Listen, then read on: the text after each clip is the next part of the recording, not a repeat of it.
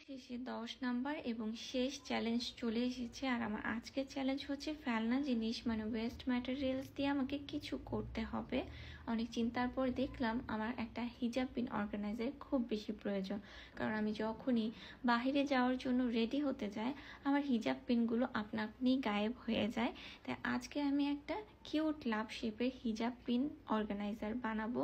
আর এটা বানাতে আমি যে কাগজগুলো ব্যবহার করছি সেগুলো মূলত আমার পুরনো বইয়ের মলাট এবং ক্যালেন্ডারের উপরে মোটা একটা কাগজ পাওয়া যায়, সেইটা দিয়ে আমি আজকের এই লাভ শেপের হিজাব পিন অর্গানাইজারটা বানাবো। আর এর মাধ্যমে আমার 10 দিনের চ্যালেঞ্জের সমাপ্তি ঘটতে যাচ্ছে। আর কালকে থেকে আমরা দেখতে পারবো রমজান স্পেশাল ক্রাফট।